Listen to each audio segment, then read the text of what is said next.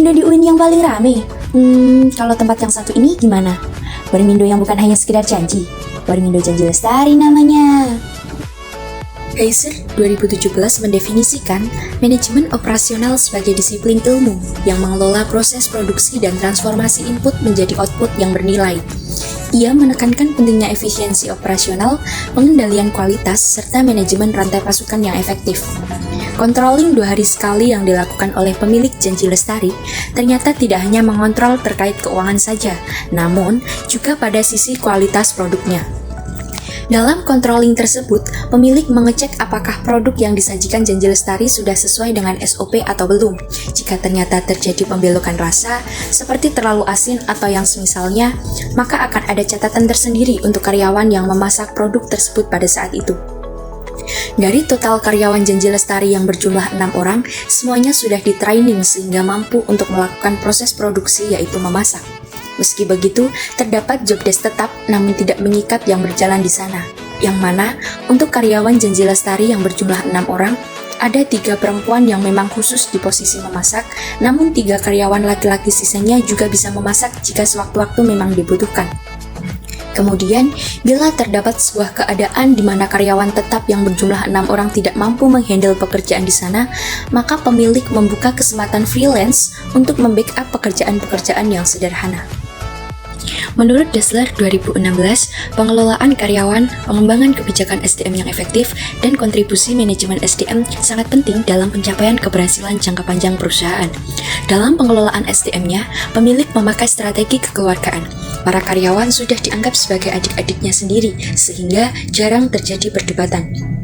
Pemilik bahkan belum pernah marah kepada karyawannya dari awal Janji Lestari ini dibuka. Hal ini karena beliau tidak ingin menyakiti perasaan karyawannya. Pemilik beranggapan bahwa karyawan adalah aset.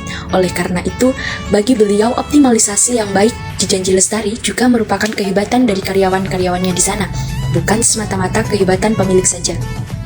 Dalam setiap pekannya selalu ada evaluasi, saat itulah pemilik memberikan masukan dan teguran yang sebijak mungkin, yaitu dengan memakai logika yang bisa diterima. Jadi, bagi pemilik, teguran itu tidak selalu harus dengan nada tinggi.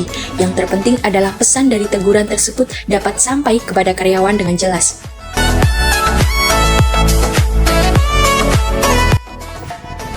Mau nugas? Mau nongkrong? Butuh yang dekat dari kampus? Free wifi? Tempat nongkrong yang islami? Butuh tempat parkir yang luas? Warmindo Janji Lestari pastinya. So, gak perlu diragukan lagi dari segi kenyamanannya. Jadi, tunggu apa lagi? Yuk simak kelanjutan dari kita.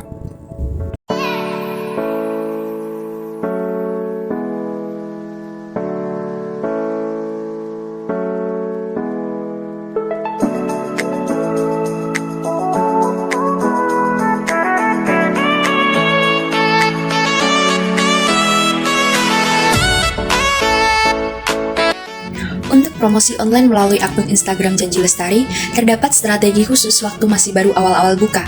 Bahkan, pemilik sampai merekrut tim sosial medianya sendiri.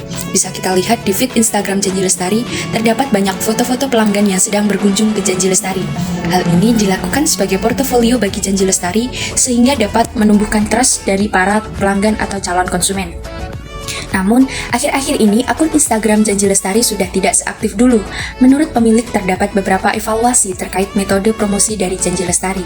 Saat ini, pemilik telah mengetahui bahwa metode promosi yang paling efektif adalah dengan melakukan mahasiswa kampus secara langsung. Jadi ternyata, banyaknya regenerasi pelanggan di Janji Lestari disebabkan oleh kedok tular, atau dalam istilah marketingnya disebut dengan strategi word of mouth. Cernovitz 2012 menjelaskan bahwa word of mouth memiliki kekuatan besar dalam mempengaruhi keputusan konsumen. Strategi ini mencakup penciptaan pengalaman positif bagi pelanggan, pemanfaatan dari keterlibatan sosial, serta pemberian motivasi kepada pelanggan untuk berbagi pengalaman mereka dengan orang lain. Dari evaluasi yang telah dilakukan, ditemukan bahwa nama Janji Lestari sebagai tempat nongkrong yang nyaman ternyata banyak disebarkan melalui anggota organisasi-organisasi mahasiswa di kampus UIN Surakarta. Sehingga, pemilik ini telah mengutamakan promosi melalui kegiatan-kegiatan atau aktivitas-aktivitas mahasiswa seperti stand-up komedi dan akustikan bersama. Hal ini dirasa jauh lebih efektif ketimbang sekedar mengupload konten secara berkala di Instagram. Belum lama ini, Janji Lestari bahkan telah bekerja sama dengan komunitas mahasiswa jurusan Bahasa Inggris, di mana komunitas tersebut membuka workshopnya di Janji Lestari. Selanjutnya, dalam mengatasi umpan balik negatif, hal pertama yang dilakukan oleh pemilik adalah dengan melakukan cross-check bersama timnya. Jika memang ditemukan kesalahan pada tim yang bekerja, maka akan diberi pengarahan.